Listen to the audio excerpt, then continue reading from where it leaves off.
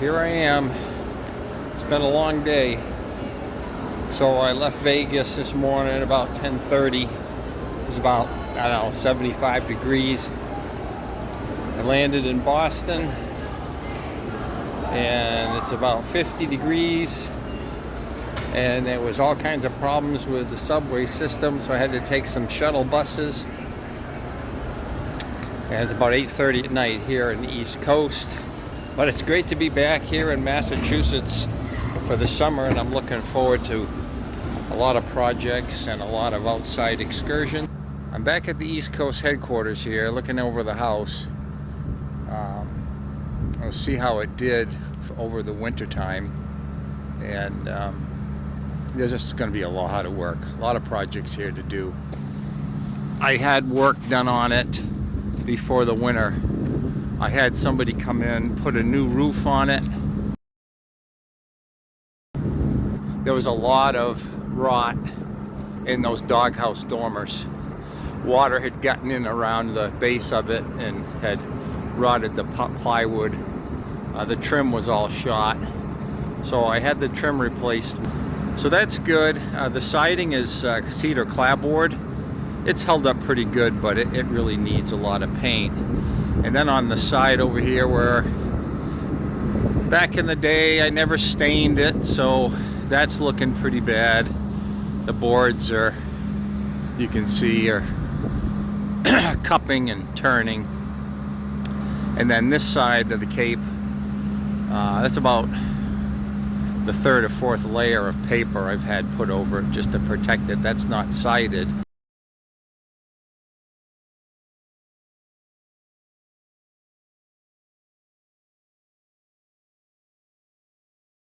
Here is 50 foot of foundation that I never built on because I never had the money. When I first built this, I had grand designs of building a big house like a McMansion thing, and then I realized that that wasn't really going to be a smart thing to do. And so I threw, after it got capped off, I threw rubber over it and to protect the inside, and over the years the rubber has been failing in a few places, so I gotta work on that. This cape sits on 4 acres. It's in a very rural area, which is kind of nice. Here is the well tile, and the reason that that is sticking so far up out of the ground is this ground here, when the well driller was here, was higher. This has been tapered back a little bit in the final landscape. And then the backyard is not really a lawn, it is moss and plants. It's just kind of gone back to natural pasture in a way, which is kind of cool.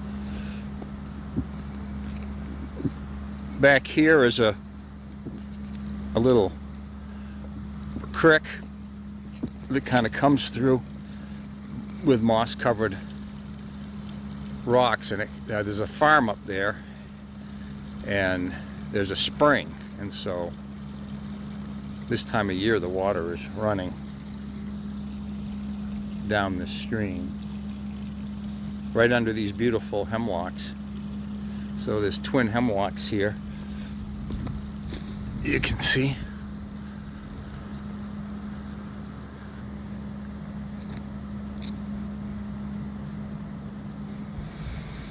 And here's the back. Again, the siding here is in pretty good shape. It's cedar, so that lasts. But it obviously had a gray stain on it, and it's in bad need of pressure washing and restaining. Some overgrown gardens.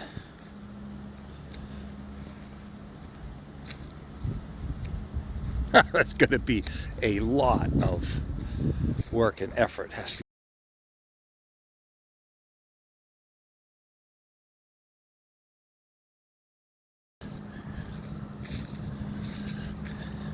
Those stone walls I built many years ago.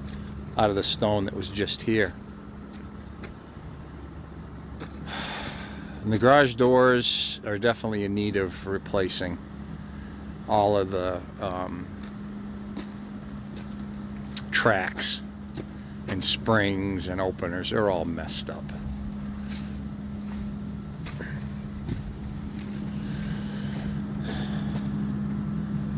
And that door's rusting out.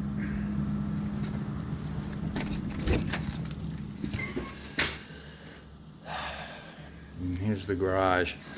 I have 3 trucks. I'm a collector of trucks. I got 3 of them in here. All right, so here's the basement. So 50-foot long basement, and as I showed you, it's capped off with a failing rubber roof up there, and there is water getting down in here at times. A really old Peerless boiler heating system, which I've got running right now just to check it out. It seems to be running okay. There's 3 zones. So there's a Modine heater in the garage that runs off this circulator pump. And then there's the first floor heating zone and the second floor heating zone. So that's what heats the house. And then I just had replaced this well extrol tank, I don't know, a year or so ago. The well is a 350-foot well with well pump, and the well pump has been replaced maybe 10 years ago. The problem down here, especially with the price of heating oil and all that, is when this was done, I had assumed I was going to build above this long foundation, and so all of these heating lines, copper supply lines, run 50 feet to the house itself, you know, the Cape house. And so look at all the energy, all the heat loss, all the way out to the house and then all the way back on the return lines. It is losing temperature. So this is not an efficient setup, and I've got to change it. All right, oil. So there's some oil in the tank still, and none of the pipes froze. Electric hot water heater. The good thing about having the electric hot water heater down on this end is it provides hot water a lot faster, domestic hot water a lot faster, although the oil burner will also generate domestic hot water.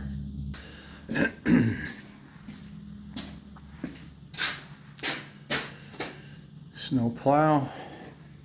I noticed that the light in here, I thought it was just the light bulb was gone, but I replaced the light bulb and it's not working. There's a switch here and there's one upstairs. Neither one works.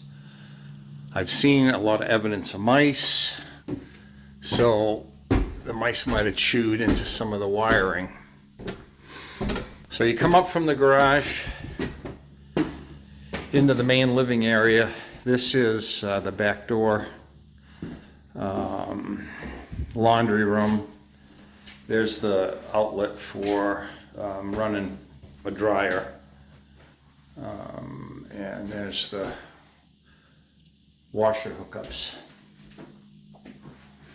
and some shelving and hang-up space. So this is a pretty good utility room.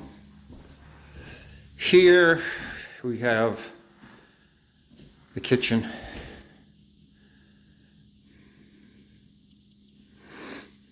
Room for table. Fridge. Stove, microwave. Pretty basic cabinet setup. And nice pantry, a lot of room in there. Into the living room. Pretty good size. There's only one bath in the house. There's the front yard with the machine running.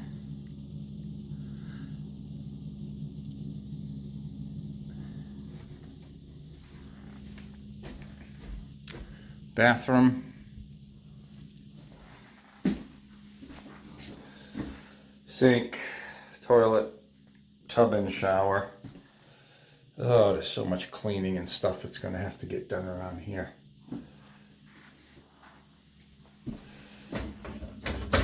And closet.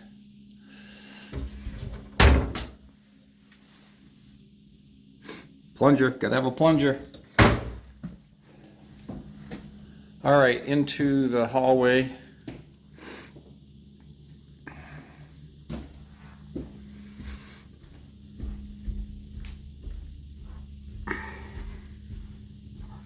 Carpets are filthy.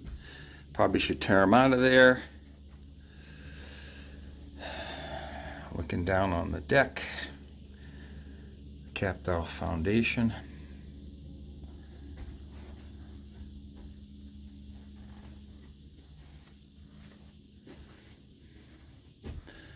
Years ago, I used this as an office. This really should be turned into an upstairs bathroom and one bedroom.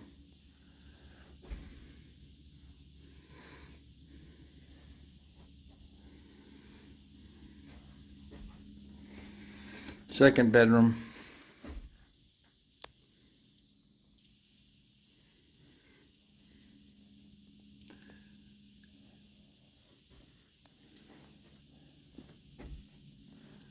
Third bedroom.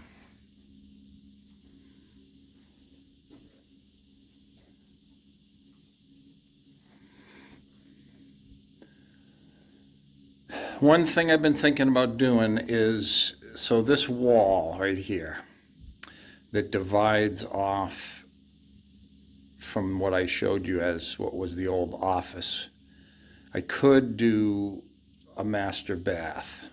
It wouldn't be huge, but I could remove that wall, move this closet, remove the wall, or put a door in or something, and it leads into what should be an upstairs bathroom. Because the dormers were repaired and windows replaced, obviously all of the trim work has got to be put back on.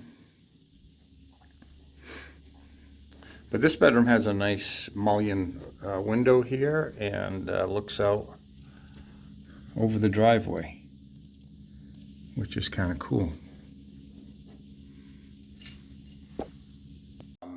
I'm going to start cleaning up the place. I noticed that the yellow jackets had made a nest in the dryer vent that led outside, and since there was no dryer running, they found that a nice safe place to get into, and then they ended up finding the way into the house as well. So I'm finding hundreds of dead yellow jackets inside the house. Why they came in here and then got trapped, I'm not sure, but around all the windows and the floors are just covered with dried up little dead yellow jackets. And I'll show where they came in from. So here in this utility room, they had made a nest in behind the switch as well. And so here's where the dryer vent is. So I got to figure that one out so that they don't come back in. And once they got in,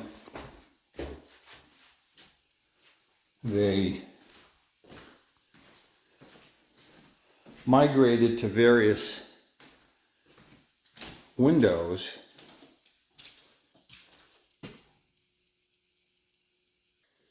It is time to start cleaning up around here. The house has been empty for quite a while. I actually, when I moved out west, I let my brother live in here for a little while because he was building a house, and he did a lot of things that needed to get done from the standpoint of mechanical stuff and infrastructure, heating system, various things that had to get done. One of the nice things about this location is it's set way back from the paved road, has a nice long dirt road driveway. But with spring runoff, I noticed that there was water leaching right out of the road and just, kind of running right down the driveway. So I took the excavator and started doing some drainage work, cleaned up the side of the driveway. And then in this one picture, you see I dug a big trench right across the driveway, right where I found that water leaching out of the road, so that I could see where it was coming from. And so then I trenched it across the road to the right-hand side, filled it up full of crushed stone so that the water would stay in the stone and leach over to the drainage ditch. And so that seemed to work really well.